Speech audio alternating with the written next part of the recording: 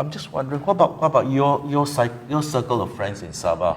How strong is this sentiment that if we can't fix the MA63 problem now, then it's better that Sabah goes its own way? Because one of the interesting contrasts between Sabah and Sarawak is that the MA63 movement in Sabah is more hardline compared to Sarawak. Yes, if I may give one example, but no name mentioned, I found this one movement called Sabah Sarawak Keluar Malaysia, SSKM. They've been to villages, explain to orang kampung, and ask them to sign petition. And this petition will be sent to UK to be presented before the Queen. And of course, we don't know what is the view of the Queen about this. Sorry, just to update you, yes. they did submit the petition, yes, and they've actually received a formal reply from the British government. And the British government's position is that Malaysia as a sovereign country, the Queen will not intervene. I understand. Meaning to say this movement is totally irrelevant now? No. I'm just updating you on. You mentioned about the signature campaign. I'm just updating you that the signature was collected. It was submitted to Buckingham Palace, and the people who sent the petition did receive a formal reply from the British government. Then it should be the SSKM responsibility to explain back to orang kampung what's the current position of their petition, because currently most orang kampung have these high hopes that they will get their rights enumerated under MA63, especially where I came from, Keningau, Sabah, where the Batu Bersumpah was placed there, explaining about 20 points like freedom of religion and also our rights as a country, not a state. And this one's still on debate. We don't have definite answers right now because, like I mentioned just now, we have this political interference, manipulating people's mind, and then because of this issue, our own Sabahans and Sarawak, has been, separated by groups. Like Group A, we have this view. Group B, we have this view. And if you're aware our recent situation during PKR's election between Rafizi and Azmin Ali, I'm very sad to see that my very own fellow Sabahans fight each other just because they want to pick who's the rightful leader in these political parties. Sure. What I'm asking is the sentiment among your peers, the professional class in KK, the people there. Okay. How strong is this sentiment that maybe Sabah should go out of Malaysia and be... Most of them remain neutral. Most of them remain because in the same time, they want to secure their profession. They don't want to be affected by the current political situation. So even so, they have different views. They will not talk about it. They will keep it to themselves. And as for example, I have many fellow professionals join this one political parties, but they didn't register under these political parties. They said they only give legal advice. But from what I can see, they're actually assisting these political parties as the personal advisor. So I can say it's 50-50. The sentiments is, if something wrong, they can always U-turn, secure back their position and like, oh, we don't know anything about it. I'm not on that side anymore. Yeah. So the sentiments is, if you're safe in that group, they will stay. What about you, Eileen? What about your circle of friends? What is the sentiment like for the Sarawakians in your group?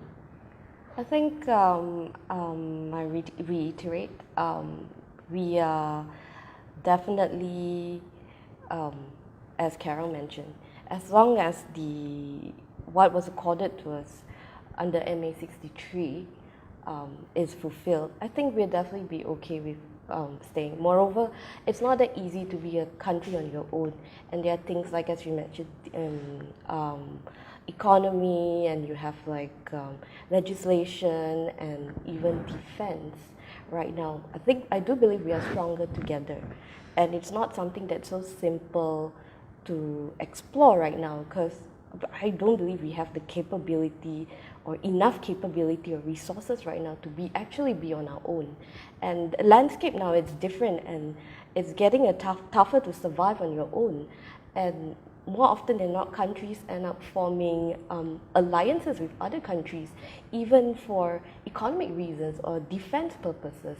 Yeah, so definitely for staying for now. And generally, most of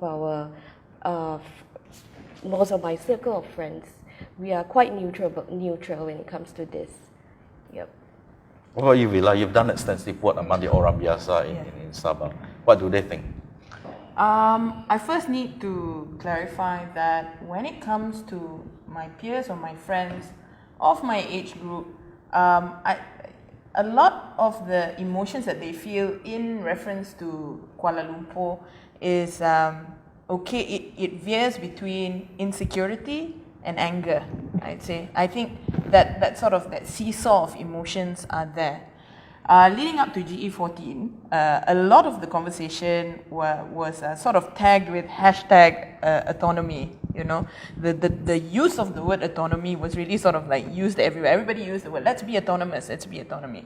But upon deeper conversation, I would sometimes find that a group of my friends, through feelings of insecurity about can we survive on our own, can we retain a lifestyle, because you have to understand, in Kota Kinabalu, with the educated, I guess slightly more privileged group, they differ greatly from the guys who are living outside of that privilege, that little bubble.